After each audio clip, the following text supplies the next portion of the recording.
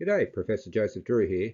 This video is for postgrad students and early career researchers. I go through what I learned about the process of selecting an academic journal. I was very blessed to be taught by one of the giants of the scholarly world, Brian Dollery, and I'm going to impart some of that knowledge to you guys as well. So, the journal you pick will determine what sort of response you get, whether the paper is accepted or not, but it also determines what the paper does. It's not just about getting published. You want the paper cited. You want the paper to have impact. And different journals fulfill different remits with that respect. Now, we do have a ranking system in Australia. I'm aware that not all countries do, although a lot of them are introducing them. And the other countries look at, rather than the rankings, they look at this thing here called the impact factor, which roughly is the average number of citations per paper published in that journal. So 1.8 for my favorite journal, AJPA, means that if you publish a paper there, on average, you can expect almost 2 citations every time you publish. And citations are the currency of being an academic. You must get those citations coming through.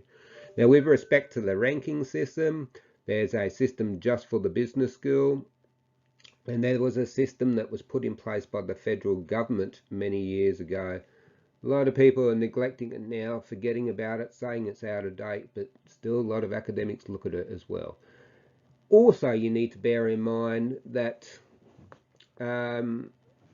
amongst your discipline, amongst people that work in your area, they'll have a really good idea of what are the top journals, what are the not so good journals. And so we don't really need an official explicit ranking system.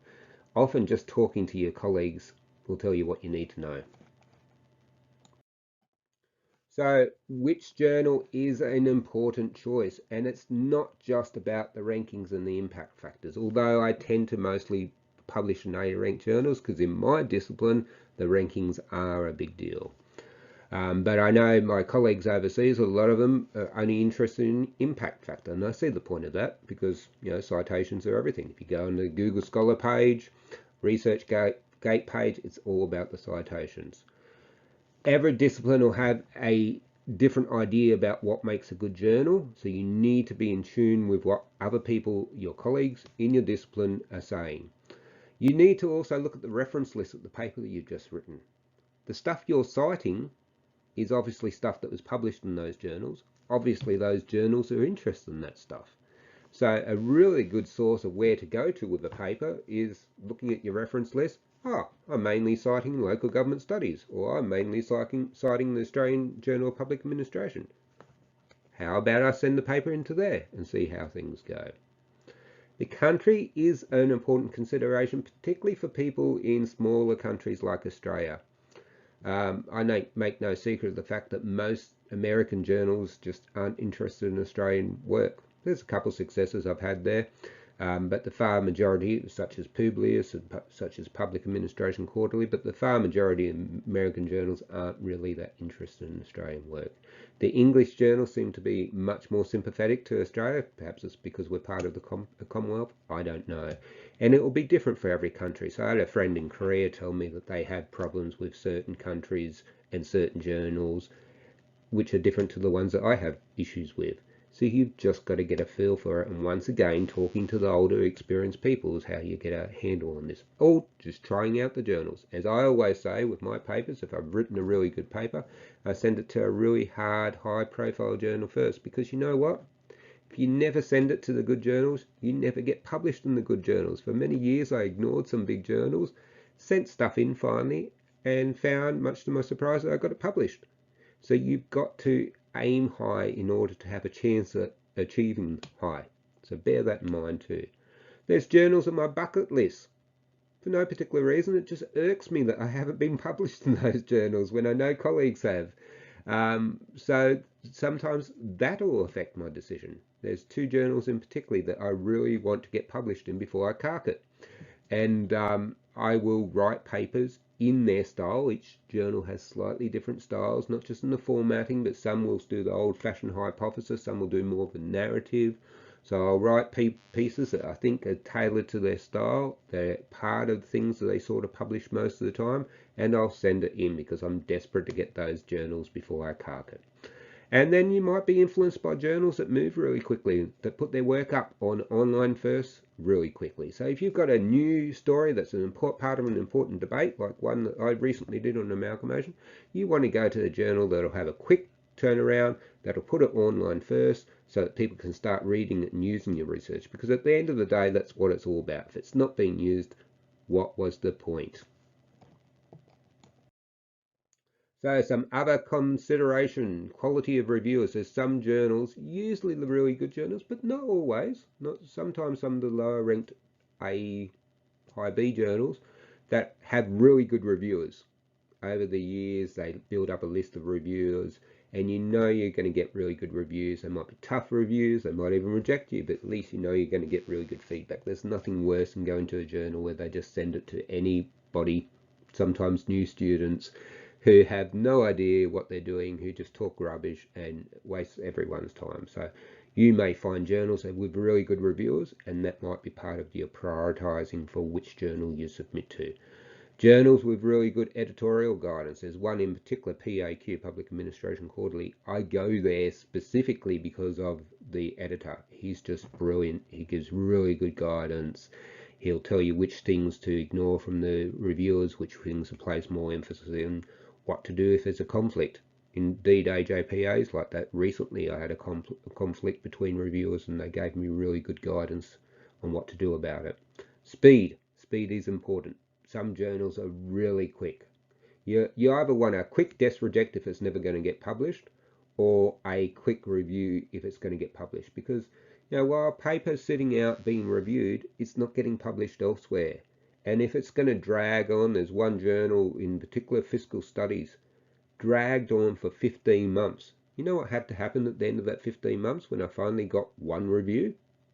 I'd got to tear the piece of paper up and put it in the bin because the data and everything was just too old.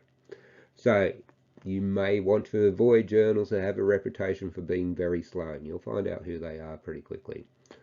You may want to get journals because they have an outreach thing going on.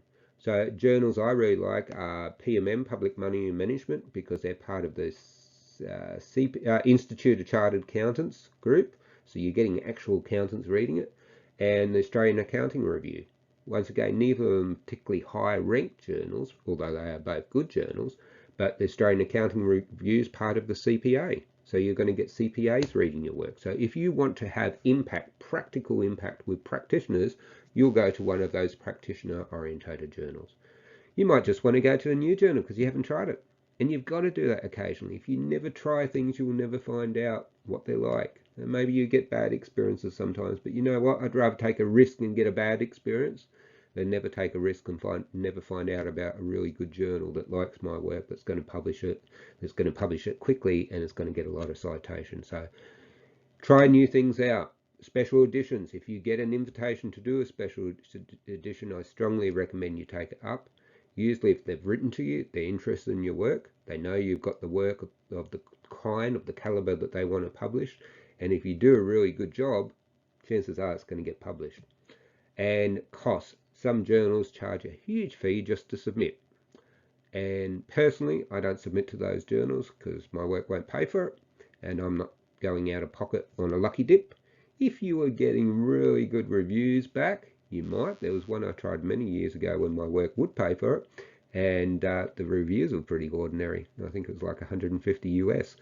So I don't believe in paying for a review when the journal makes money out of selling the papers to universities and interested people. I don't see why I should be paying them to publish the work that I've done that my university's paid for me to do. It just doesn't add up for me, but it might be a consideration for you. So in conclusion, selecting the right journal is most of the battle. It really is. It's like 80% of the battle. If you get the right journal for the right paper, it'll go straight through. In the last 3 or 4 years, I've been doing that a lot, getting accepted first time. And that's pretty amazing. And it's not because I suddenly became wonderful at being a scholar.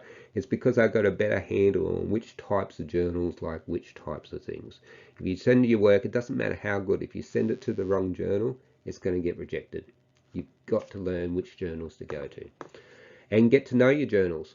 and get help. If you don't know, if you're wondering about doing something, get in contact with an old hand, someone with lots of experience, and say, what do you think about this? Or which journal do you think would go to this? Some journals, the editors are really good and will even give you advice about whether it fits their journal, but mostly you just submit it and you'll get a desk reject if they don't think it fits their journal style, or if it's something they're not interested in, or they're not interested in your country, which happens to us a lot in Australia. So my advice there is, look, be more strategic with the journals you select, and I think you're going to get a lot more success. I hope this has helped you. If it has, please subscribe. It doesn't matter what discipline you're in. You don't have to be in local government to get something out of this.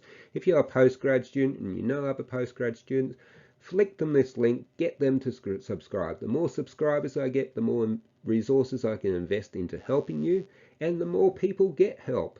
So help me to help others by subscribing and flicking this link onto your mates. Thank you very much for your time. Goodbye.